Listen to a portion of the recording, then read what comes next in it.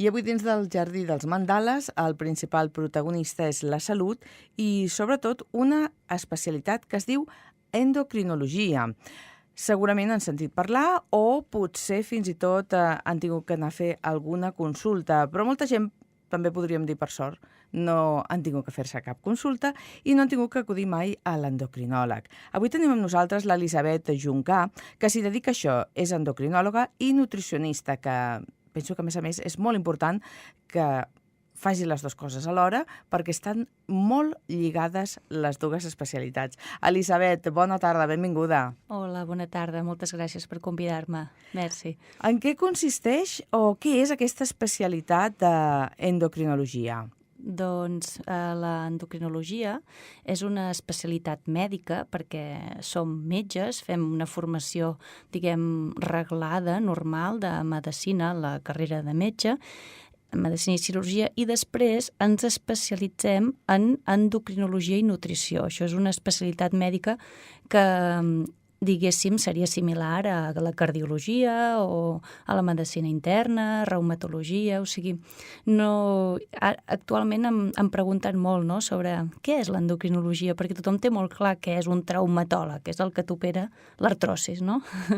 Però l'endocrinòleg, què fa l'endocrinòleg? Bueno, doncs som especialistes, metges, especialistes en hormones, en metabolisme i en tot el sistema hormonal, nutricional, corporal i equilibri, diguéssim, sensitiu nerviós hormonal del cos. És la nostra especialitat mèdica, aquesta.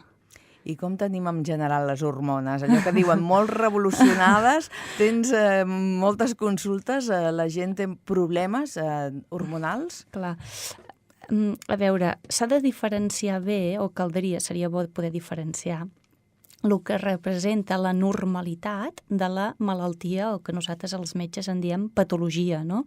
Quan una persona no té alteracions hormonals, però, diguéssim, degut a que som animals que som rítmics, vol dir que a la nostra infantesa tenim unes característiques hormonals, aleshores quan som adolescents canvia, en la maduresa canvia i després a l'envelliment torna a canviar, doncs tots aquests canvis ens provoquen certes sensacions, a vegades fins i tot molèsties o malestar, que són a motiu de consulta, perquè la gent doncs, diu, ostres, de cop i volta, un exemple, doncs ara des que no tinc la menstruació, diguéssim la regla, doncs de cop i volta tinc la panxa més grossa que l'havia tingut mai, me noto la pell superseca, em sento amb molt poca libido, doncs això és un canvi típic de lo que és la menopausa. I això no és una patologia, no és una malaltia, és un procés fisiològic del cos. El que passa és que un doncs, sent un canvi i no sap si allò és, diguéssim, normal o fisiològic o és una malaltia que li està esdevenint al cos.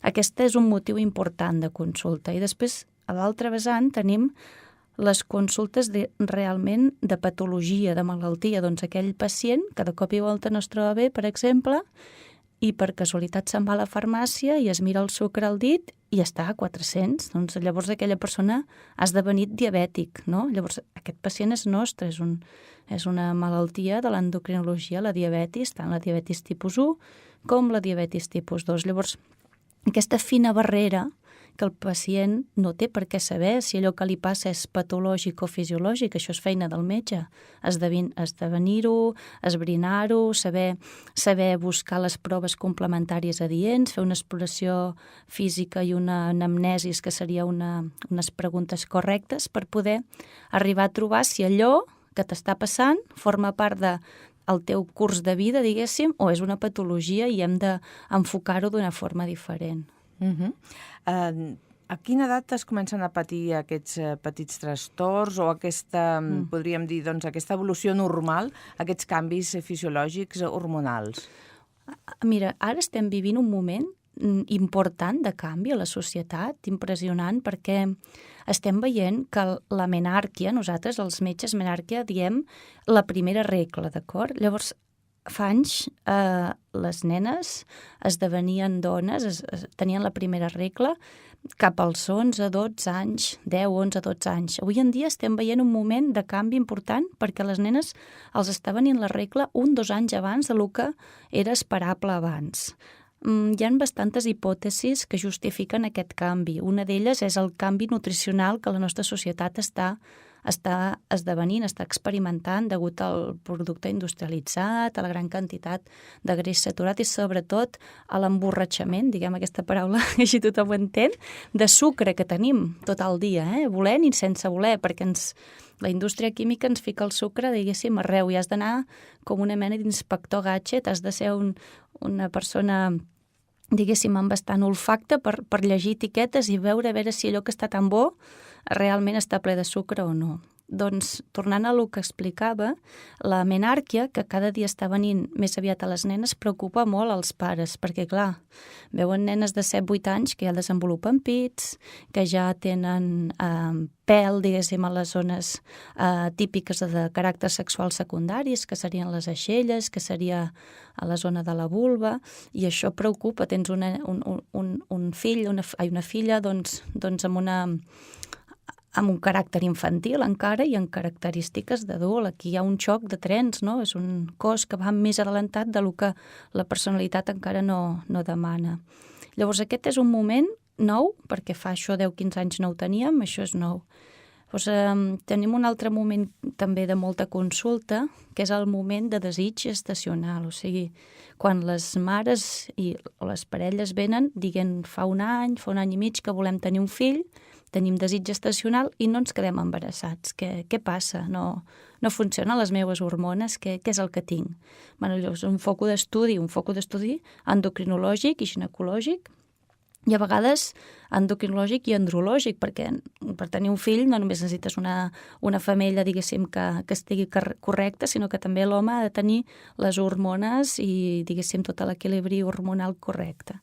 I el tercer punt, així d'incidència de consulta, poder seria el moment de la menopausa, el moment en què cauen aquestes hormones femenines i és com una mica d'ensorrament de lo que és la teva força, no? El teu equilibri hormonal, que de cop i volta s'ensorra perquè un nota que li falta quelcom, que li falta vigor, que li falta força, que li falta energia, que té, el que deia abans, poca líbido, la pell seca, fins i tot hi ha signes, diguéssim, psicològics, no? Certa melancolia, poques ganes de fer coses, fins i tot com un estigma així de depressió, perquè, clar, realment les hormones actuen sobre el cervell, ens fan sentir bé, i tant en homes com en dones, perquè, clar, la menopausa és molt coneguda en dones, però hi ha un fenomen masculí, un fenomen d'home, que és la andropàusia, que és aquell moment de caiguda de l'hormona masculina, que és la testosterona, que si bé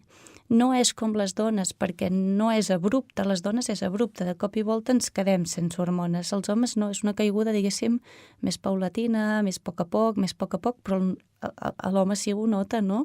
Sobretot aquells homes que estan acostumats a un tren de vida molt alt, que estan acostumats a fer esport, que estan acostumats a saber fins on poden arribar, de cop i volta dius, carai, si jo no puc, no vaig a córrer i no corro, tinc ganes de tenir activitat sexual i no tinc gens de líbido, què m'està passant? No tinc memòria, no tinc força, no tinc energia, bueno, doncs podria ser una explicació aquesta també.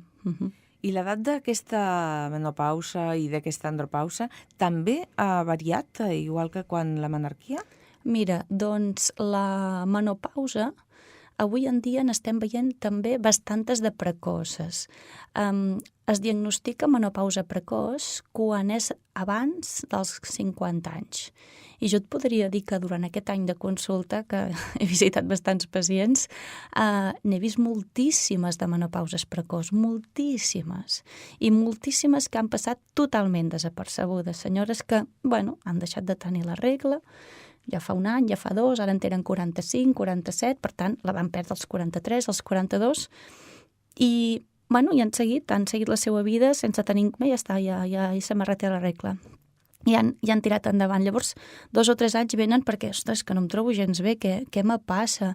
I quan preguntes, i la regla com va venint? Ui, no, ja fa anys que no la tinc. Ui, què vol dir que fa anys que no la té, si vostè és molt jove? sí, però jo ja em pensava que això ja estava. Doncs no, perquè vostè és molt jove i al no tenir estrògens ni progesterona, els seus ossos s'estan debilitant cada dia. Llavors, és un cos jove amb un estatus hormonal de 10 o 5 anys més endavant. Aquí hi ha una discordància també, i aquests casos són molt importants de detectar per evitar en el futur problemes osteoarticulars, també perquè hi ha una gran distorsió a nivell psicològic, no? Una persona jove amb un estat hormonal de persona més gran, doncs aquí és el que dèiem, és un xoc de trens. És a dir, que això seria una alerta. Hem de tenir molt en compte si se'ns retira la regla abans dels 50 anys, sí, no? Sí, perquè això seria abans del que fisiològicament com a animals ens toca. Llavors aquí hem de mirar causes i hem de, sobretot, fer prevenció de la pèrdua d'os, de la pèrdua de calç, de vitamina D, assegurar els nivells molt alts, de fer una política d'educació nutricional correcta per al moment que toca, perquè hem d'aprendre a alimentar-nos bé en aquell moment. Cada moment de la vida té les seues necessitats específiques. I jo sé que en una família tots ens assentem a taula junts i el temps prima i no estem per fer 7 menús diferents, ho sé, però sí que cadascú té les seues necessitats i llavors dins d'un mateix menú podem tenir la capacitat de poder oferir a cadascú allò que necessita. Llavors és interessant saber en quin moment estàs per saber allò que necessites tu.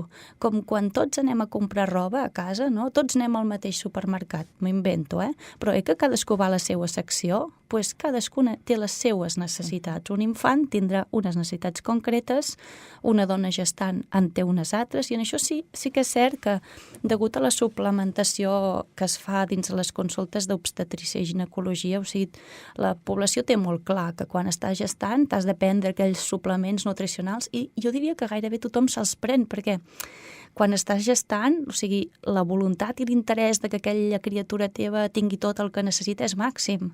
És després, no?, que apareixes i ja t'olvides de tu, i tampoc és aquest el cas, no? Doncs cadascú necessita la seva nutrició concreta.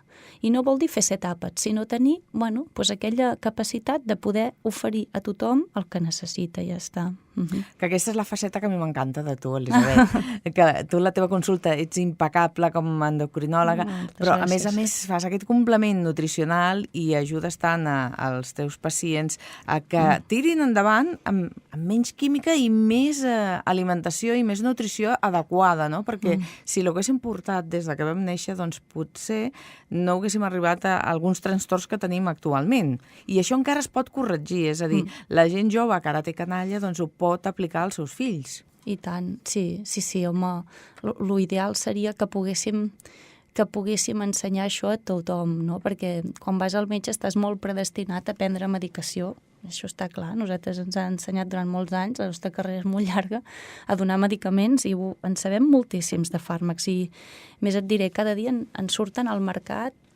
moltíssims, i la indústria farmacèutica és una de les més potents del món a nivell de diners i gràcies a ella se salven moltíssimes vides i en cap cas jo voldria desprestigiar cap tractament químic ni molt menys perquè penso que és molt important i que la medicina ha avançat moltíssim i cada dia hem d'estudiar molt perquè surten noves molècules i algunes d'elles ens ajuden al dia a dia i a tractar les malalties. I és més, hi ha malalties que sense químics aquells pacients no hi serien, els haguessin perdut ja. Perquè jo no em plantejo, per exemple, un diabètic tipus 1 sense una insulina, no el puc fer anar, no? Però sí que és cert que aquella franja tan prima que comentàvem al principi de lo que és malaltia pura i de lo que és alteracions de les característiques pròpies que som nosaltres com a sers vius, aquells vicis que hem anat agafant com a societat, voluntària o involuntàriament ens han portat a fer una nutrició que no és la que ens toca com animals que som. Nosaltres no vam ser dissenyats per estar sentats en una cadira i menjar sucre tot el dia. La maquinària humana no va ser fabricada per això. Hem de pensar d'on venim, no? Venim de la selva, ens agradi o no, hem de córrer, ens hem de moure, tenim articulacions i sobretot al nostre cos li agraden els aliments frescos, els aliments sans, nets, sense pesticides, sense herbicides, sense químics, alimentació de veritat, nutrients. L'altre dia escoltava una una conferència també americana sobre nutrició i deien els nutrients i els antinutrients, exacte. Aquelles coses que ens engreixen no ens tenen per què nutrir, ens poden antinutrir, ens poden fer dèbils, ens poden fer obesos, diabètics, ens poden fer envellir ràpid, oxidar. Hi ha persones que tenen la mateixa edat i una sembla el doble de gran que l'altra. Sí que és cert que aquí hi ha molts ítems que hi juguen, no? Doncs el tipus de vida, la qualitat de vida, de què treballes, si fumes, hi ha 1000 coses, però la nutrició pot ser una font de joventut o l'antinutrició et pot fer vell ràpid, et pot fer mal, no? I avui en dia tenim tantes malalties relacionades amb la mala nutrició, el que és l'obesitat, el sobrepès, que és un estadi petit de l'obesitat, el càncer, les malalties autoimmunes, les malalties inflamatòries. Hi ha tant per fer, i això es veu cada dia a la consulta. Bé, és cert que sense químics no podem arreglar tot, però bé, és cert també que amb una nutrició correcta poden millorar tantes coses dels pacients que val la pena dedicar-se a explicar-ho un cop, 2 cops, 5 cops, insistir, fer-se pesada.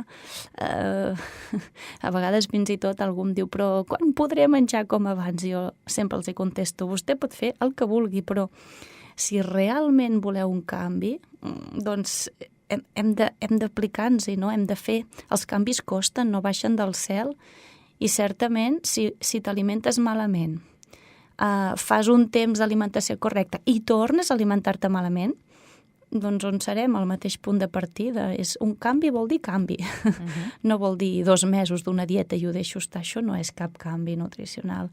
Fer una dieta no és nutrició. Fer una dieta és tractament estètic, és fer coses banals, puntuals, amb poca repercussió en el futur, sense canvis reals a la salut de la persona. Les coses que ofereixen canvis reals són les coses que es mantenen en el temps i que te les creus i que entens el missatge que el teu metge, el teu professional t'explica, perquè t'explica el per què. Per què no? Per què me dius que mengi més fruits secs? Per què m'expliques que mengi aliments verds? Per què? Doncs per això, per allò, jo t'explico el per què, perquè ets d'aquesta manera, tens aquesta malaltia, i això et convé? Doncs per sempre, no? I és aquest. Si el pacient arriba a entendre't, la probabilitat que ho faci i que ho mantingui, això és el gran èxit, és molt més alta. Que de fet és un acostumar-se, no? Perquè igual que ens vam anar acostumant a menjar porqueria, entre cometes, i bolleries i dolços i tot això, doncs és acostumar-se a menjar un pa amb pernil en comptes d'un bollicau, no? Sí, el que la societat, ja saps, no ens ho posa molt fàcil. Sí que és cert que cada dia hi ha un boom, no?, de cultura de cuidar-se, que m'encanta, perquè és com una revolució de gent que cada dia tinc companyes, metges, sobretot nutricionistes, dietistes, molta gent de fora del país, que mou molt les xarxes socials, que explica, perquè el poder del canvi està en la informació. Jo sempre he vist el metge com una figura que ha de transmetre informació. Val que estudiem molt i que sabem coses i que ens dediquem moltes hores a estudiar, perquè una cosa és el que el pacient ens veu a la consulta i després quan arribem a casa el que ens cal és estudiar, cada dia estudiar, aprendre. I gràcies a les noves tecnologies doncs, hi ha un boom d'informació que també cal saber garballar, informació mèdica. Doncs aleshores, si nosaltres estem en continu coneixement i revolució i estem canviant les nostres pautes de tractament degut a que cada dia s'investiguen coses noves, si jo això ho sé explicar als pacients i els explico el per què, i ells saben, i a més tenen interès i ho busquen a internet i veuen que sí que és real, que aquell estudi que jo els he explicat està publicat i poder no l'entenen, però el poden llegir per sobre i diuen, ostres, doncs sí, aquesta doctora està fent una medicina basada en l'evidència, o sigui, confio en ella, però a més, el que ella diu està escrit, vull dir, no és aquella figura fraternal que és, ho dic jo, sóc el metge, m'obeeixes i punt. Està comprovat. No, això avui en dia jo penso que la societat ni ho vol, ni ho demana, ni ho ha de voler, perquè la informació és lliure, el coneixement ens fa grans, ens fa lliures, ens fa independents i ens fa responsables, perquè en el fons qui ha de prendre la decisió de fer el canvi és el pacient.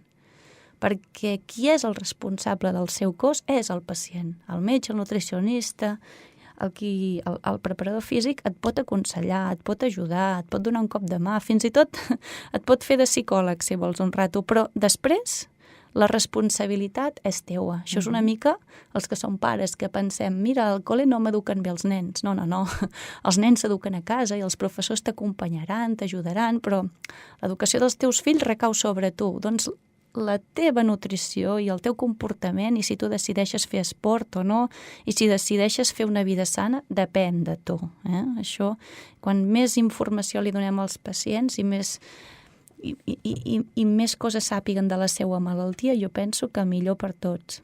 Doncs trenquem una llança en favor d'aquesta revolució, d'aquesta informació a les xarxes socials i a les zones de la ràdio, amb aquesta aportació teva, Elisabet, i esperem que estiguis cada setmana amb nosaltres, que ens aportis aquesta informació, que ajudis a revolucionar les xarxes i que la gent s'interessi, busqui, indagui, canvi la seva nutrició i guanyi molt més amb salut. Moltes gràcies, espero que així sigui. Gràcies per convidar-me, merci. Fins la propera setmana. Adéu-siau.